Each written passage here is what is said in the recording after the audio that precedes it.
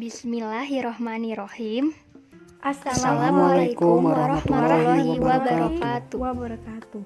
Dalam kesempatan kali ini, kami dari kelompok 8 akan membahas tentang statistik kanon parametrik, yaitu uji Wilczekson.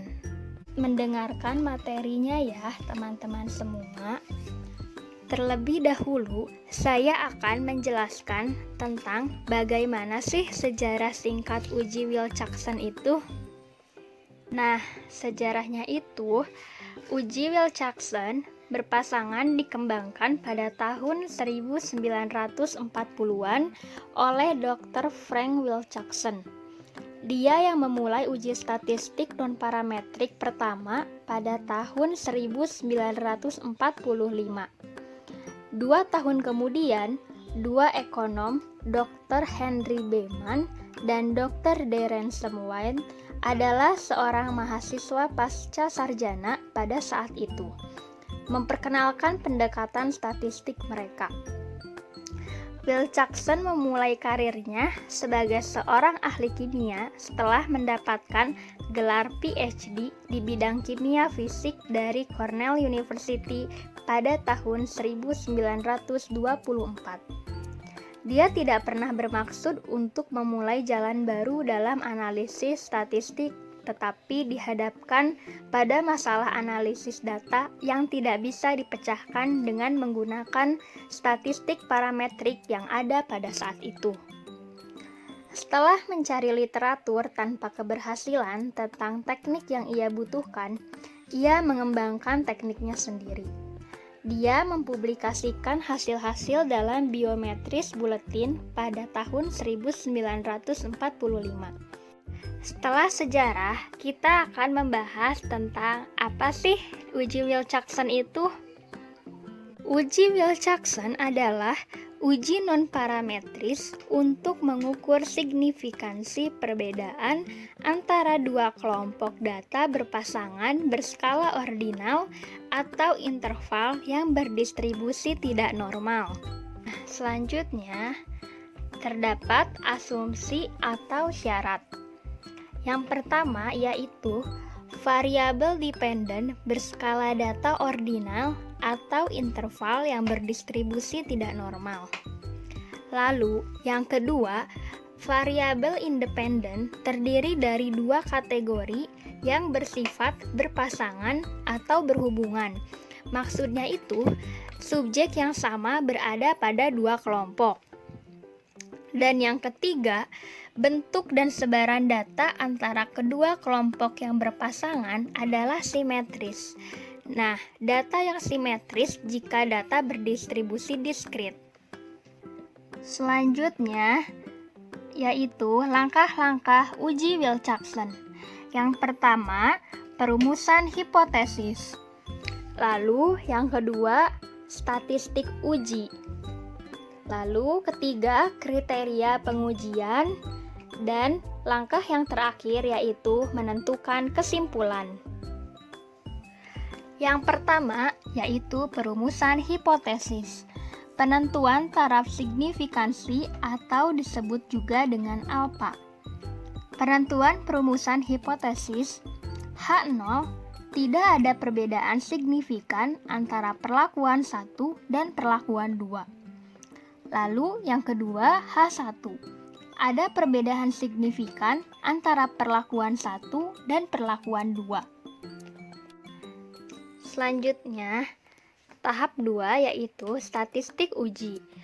Cara menentukan nilai T adalah yang pertama, beri nomor urut untuk setiap harga mutlak selisih, yaitu XI dikurangi YI. Harga mutlak yang terkecil diberi nomor urut N. Jika terdapat selisih yang harga mutlaknya sama besar, untuk nomor urut diambil rata-ratanya. Kedua, untuk tiap nomor urut, berikan tanda yang didapat dari selisih XI dikurang YI. Hitunglah jumlah nomor urut yang bertanda positif dan juga jumlah nomor urut yang bertanda negatif. Lalu, yang terakhir, Untuk jumlah nomor urut yang didapat di C, ambillah jumlah yang harga mutlaknya paling kecil. Sebutlah jumlah ini sama dengan T. Jumlah inilah yang dipakai untuk menguji hipotesis. Lalu, terdapat contoh hasil 2 macam kacang tanah perumpun dari 10 lokasi dalam ONS. Terdapat tabel berikut. Ini contoh untuk menggunakan statistik uji yang telah dijelaskan tadi. Untuk selisih atau beda atau XI dikurang YI itu yang memiliki nilai yang sama, maka dibuat rata-rata rankingnya. Misal nilai 0,1. Ada 4 nilai yang sama. Maka ranking 1 plus, ranking 2 plus, ranking 3 plus, ranking 4 lalu dibagi dengan 4. Sehingga 10 dibagi 4. Maka ranking 0,1 untuk keempat nilai adalah 2,5.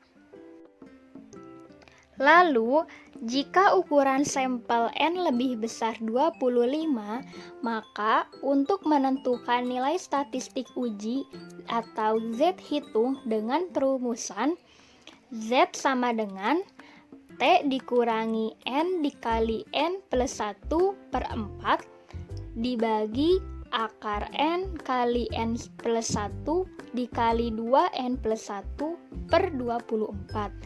Dengan keterangan N yaitu banyaknya pasangan yang tidak sama nilainya, dan T yaitu jumlah ranking positif atau negatif terkecil. Selanjutnya, yang ketiga yaitu ada kriteria pengujian. Untuk ukuran sampel yang kurang dari sama dengan 25 dengan melihat daftar nilai kritis T0 dengan membandingkan nilai T. Jika T kurang dari sama dengan T0, maka H0 ditolak dan H1 diterima. Dan jika T lebih besar dari T0, maka H1 ditolak dan H0 diterima. Kriteria pengujian.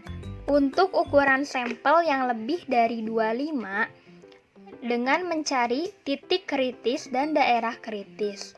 Untuk mencari titik kritis, mencari nilai Z tabel yang sama dengan Z1 min alfa per 2. Hasil Z ini kita cari di tabel Z berdistribusi normal.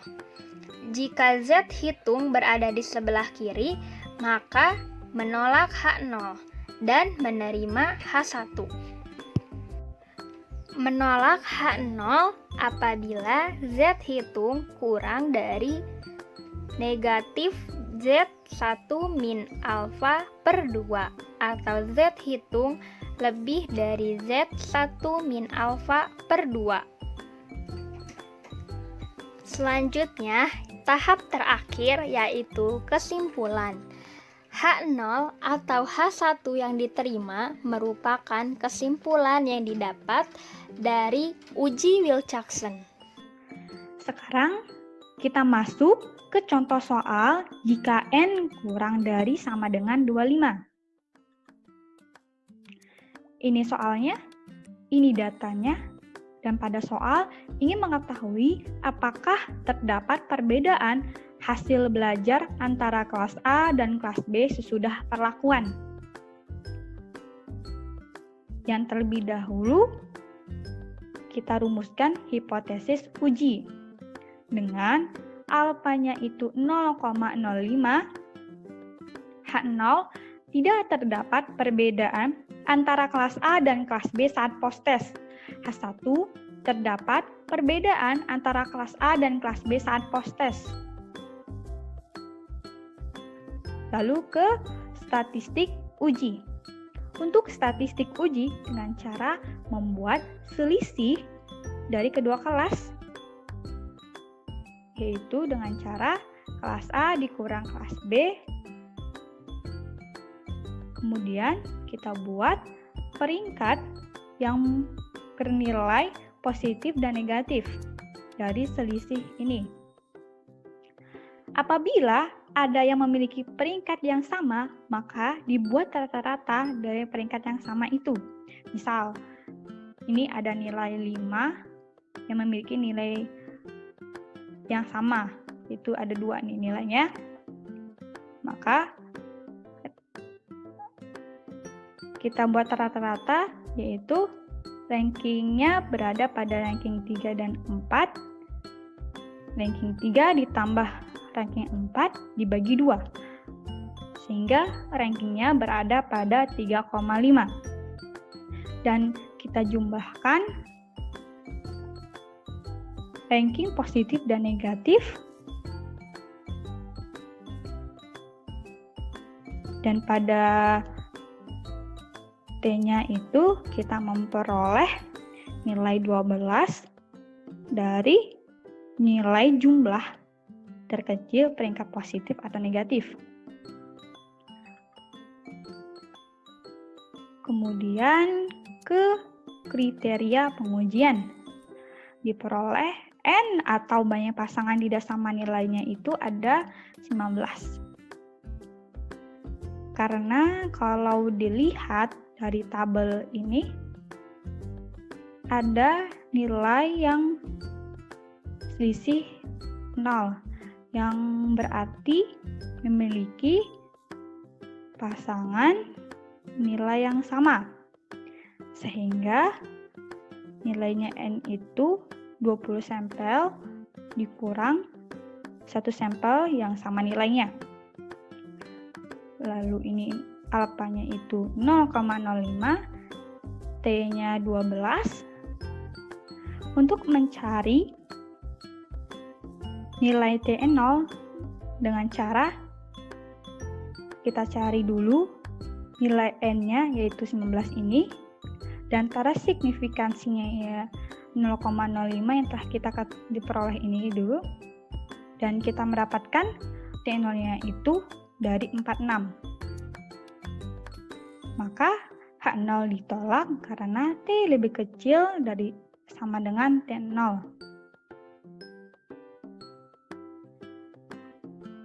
Terakhir, ke kesimpulan.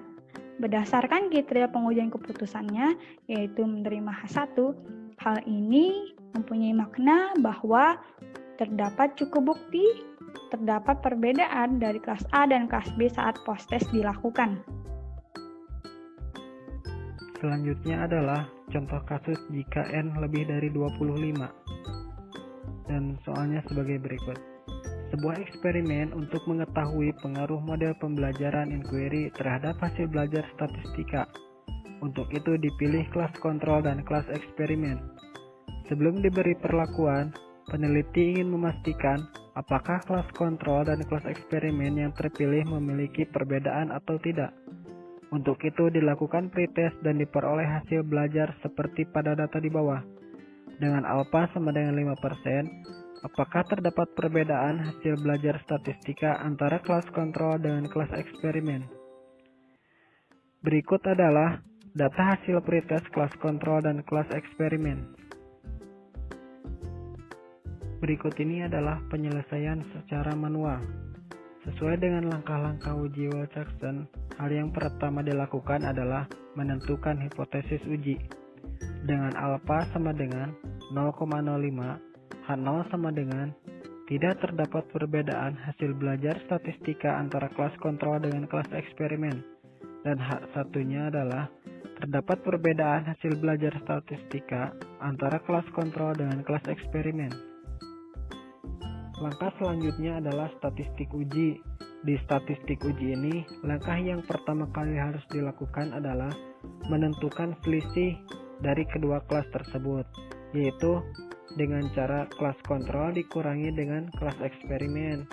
Setelah menentukan semua selisih kelasnya, langkah selanjutnya adalah meranking setiap harga mutlak selisihnya, yaitu dengan cara harga mutlak terkecil diberi nomor urut peringkat 1, harga mutlak selisih berikutnya diberi nomor urut peringkat 2, dan seterusnya sampai harga mutlak terbesar.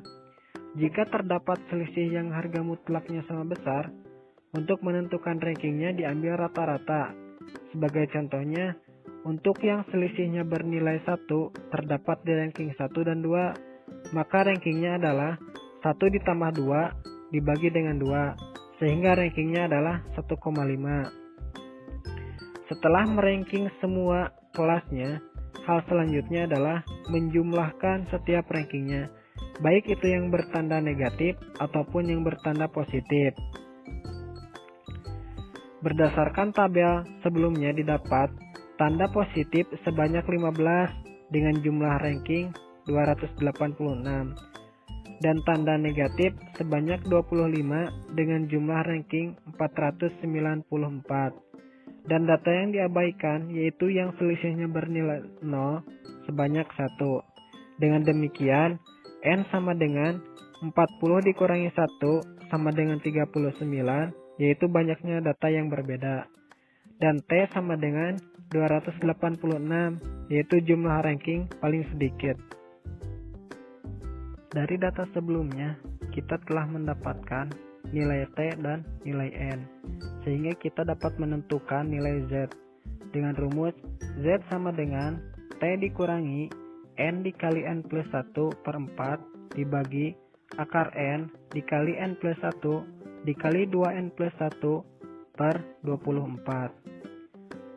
Sebelumnya kita tahu bahwa T sama dengan 286 dan N-nya itu 39, sehingga Z sama dengan 286 dikurangi 39 dikali 39 ditambah 1 per 4 dibagi akar 39 dikali 39 plus 1 dikali 2 kali 39 plus 1 per 24, dan hasilnya adalah negatif 104 dibagi 72,11 sama dengan negatif 1,44.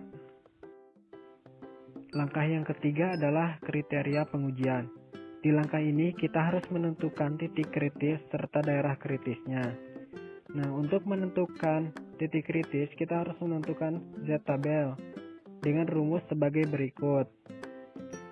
Dengan demikian, kita dapat menentukan Z-tabelnya sama dengan 1,96. Nah, setelah menentukan nilai Z-tabelnya, maka kita harus menentukan daerah kritisnya.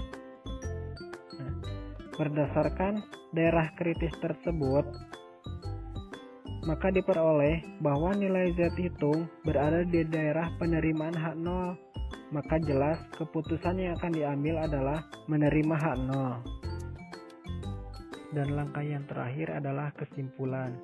Berdasarkan kriteria pengujian keputusannya, yaitu menerima H0, hal ini mempunyai makna bahwa terdapat cukup bukti tidak terdapat perbedaan hasil belajar siswa antara kelas eksperimen dan kelas kontrol. Berikut ini adalah referensi dari kelompok kami dalam menyelesaikan tugas ini. Terima kasih.